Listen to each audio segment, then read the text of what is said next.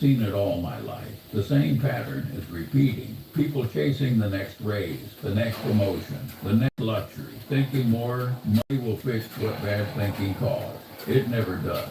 You can't fix bad habits with a higher income. You can only scale your mistakes. If you can't manage $1,000 wisely, you won't magically manage $10,000. If you can't save on $50,000 a year, you'll be just as broke at $200,000.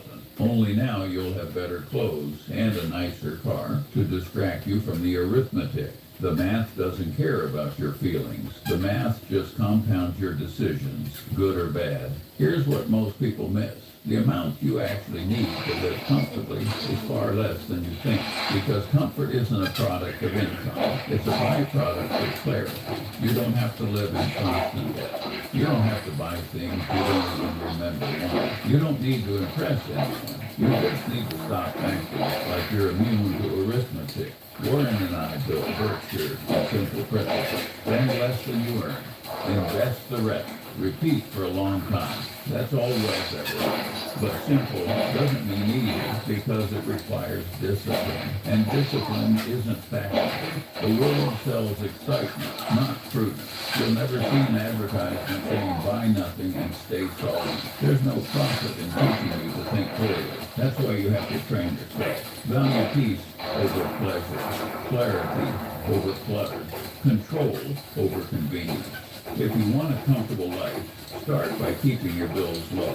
Because once your bills rise, your freedom falls. Every subscription, every loan, every unnecessary expense is another chain around your neck. If you can't sleep well unless your paycheck arrives on Friday, you're not living freely. You're renting peace of mind. And rented peace always expires. Now let me address what I call the monthly expense treadmill. Modern life is a factory that manufactures obligations. You start small, a streaming subscription here, a car loan there, then a bigger house because you deserve it. Then furniture for the house, insurance for the car, gadgets for the lifestyle, until you wake up one day working just to feed the machine you built. It's a quiet trap. You don't even notice it tightening, because every addition feels reasonable. But the sum of reasonable can become ruinous. The faster you run on this treadmill, the faster it moves. And the only way to win is to step off. How? By choosing to live with simplicity, not deprivation, just clarity. Start by writing down what you owe each month. List every recurring bill, every automatic charge you've forgotten about. Then ask one brutal question. If I lost my job tomorrow, how long could I survive without panic? Most people can't last a month. That's not living. That's gambling with stability. The wealthy don't think like that. They build what I call a margin of safety. We use this principle in investing. Don't get wiped out. Design your life so you can survive long droughts. The first way to build that margin isn't making more. It's owing less. Lower expenses mean higher endurance. It gives you time, options, and the ability to say no when life gets stupid. And life gets stupid regularly. I remember when I was young in Omaha, I watched people spend like they were immortal. They thought money was infinite and time was cheap. Now I watch their older versions, bitter, tired, still paying for lives they no longer enjoy. You see, when you attach your happiness to consumption, it expires as fast as your new gadget's battery. But when you attach it to independence, it compounds quietly. Keeping bills low does more than save money. It protects your sanity. It removes anxiety from your mornings. You stop waking up worrying about interest rates or layoffs or what the market's doing today, because you've already built a smaller, smarter ship that can weather any storm. When people ask me how to get rich, I tell them start by not acting poor. And acting poor doesn't mean earning less. It means needing less. Every unnecessary bill is a tiny surrender of freedom. Every fixed payment is a promise you made to work harder just to stand still. The tragedy is most people call that normal. They think budgeting is punishment. But the truth is, budgeting is self-respect. It's you telling your future self, I'm not going to screw you over. Just tracking what you spend changes how you behave. Because once you see the leak, you start fixing the pipe. You can't fix what you refuse to know.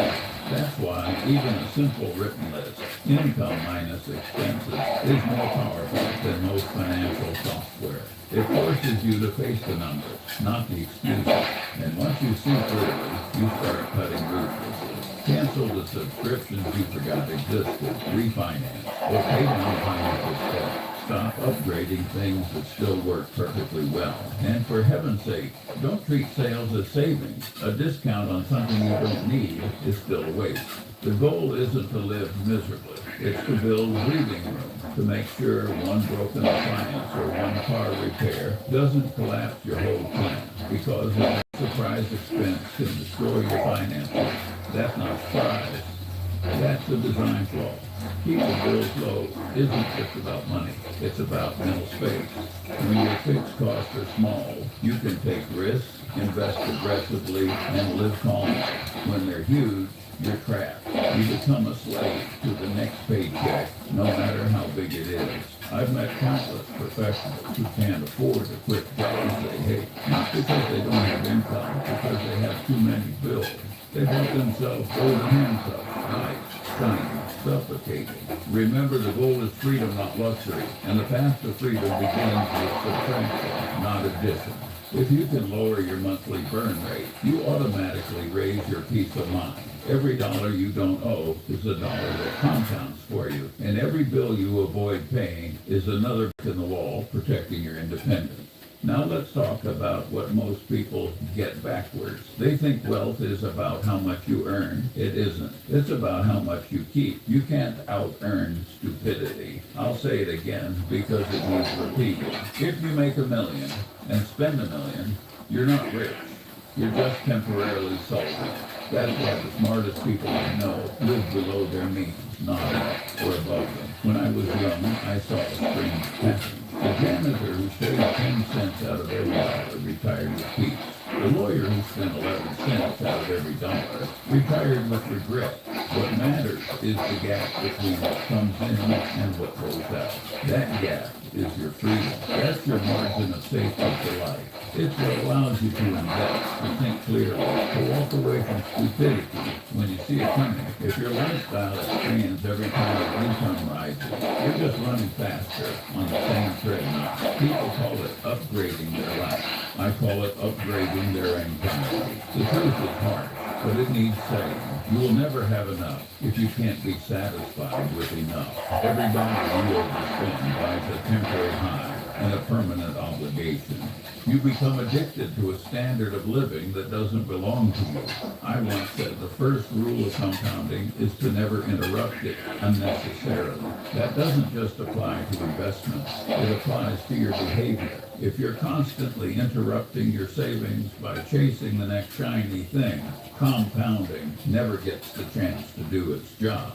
And compounding is the eighth wonder of the world if you give it time. Here's a simple rule I've followed my whole life. If you earn $1,000, live on $500 and invest the rest. Do it long enough and you'll be amazed at what happens. Because small surpluses compounded for decades beat big paychecks squandered in months every single time. Living below your means doesn't mean living miserably. It means designing your life intelligently, owning fewer, better things, keeping your obligations light, having more room to think and breathe. I know people who built fortunes just by not acting foolish. They weren't geniuses. They were consistent. They knew that comfort built on debt isn't comfort. It's camouflage. Most folks chase financial freedom like it's a jackpot, but freedom is just the result of discipline repeated quietly.